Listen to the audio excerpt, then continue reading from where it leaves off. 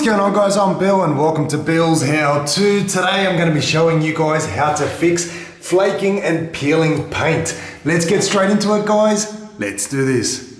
Alright guys, so we're working here in a bathroom, and as you can tell, it's completely flaking. I know this light is really annoying. I'm going to try and keep the camera's view away from that light so you guys can see just how bad this ceiling is. It's completely filled with mold.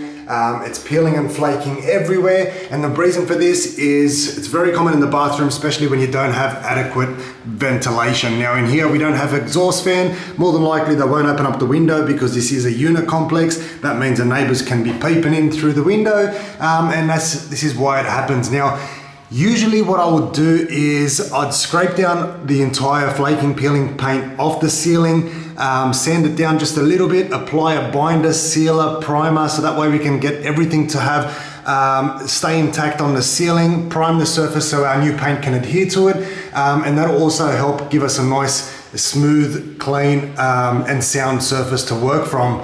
I then patched the areas that I had to remove the paint off. The reason why I'm telling you this is because I might actually get very lucky today, and if we have a look at this paint here, you can see I can actually peel a decent amount off it, and I'm hoping that I'm going to be able to scrape away all this flaking loose paint and remove it all in sheets. This is what I'm hoping for. Hopefully it doesn't stop like that, which I really don't want to do because then I have to patch pretty much this whole ceiling, and that's something that I'm going to try and avoid to do. So I'm going to try and remove as much of it as I can. So that's the first thing I'm going to do, is take my scrapers or my joint knives and try and remove any of that loose material as much as possible.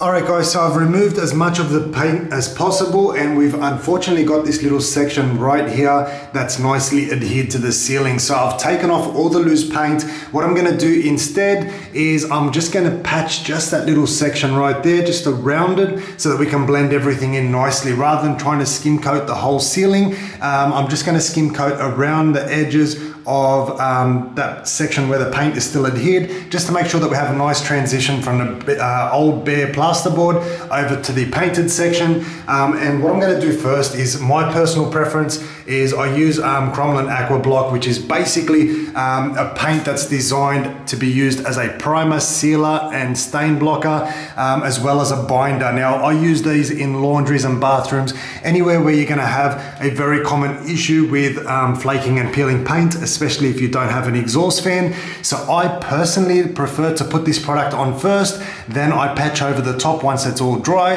and then I'll come back and put my final coat over the top. Now you can do it the opposite way. You can patch first and then apply your Aqua Block or your peel stop if you're using a different product, but this is what I prefer to do. I find I've had better results in the past simply by doing that. So what I'm going to do now is quickly cut in the ceiling, roll it all in using the Cromlin Aqua Block. The main purpose of this, once again, is the sealer and binder. That's what we're after here, and then we're going to actually use it as a primer as well, so that our bare plasterboard is nicely primed, ready for the paint to go over the top.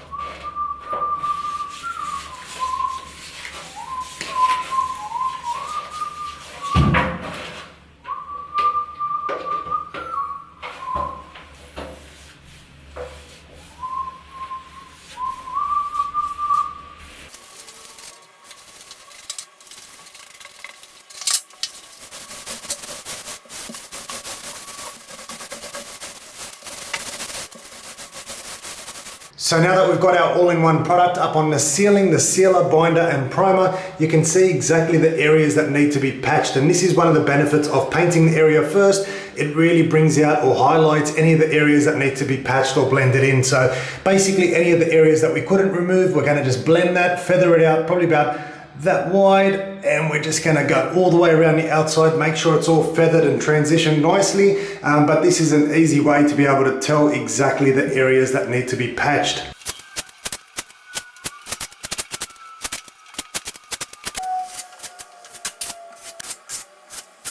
And once that's dry, we can now give it a light sand with 120 grit sandpaper, and then it's ready to be primed and painted.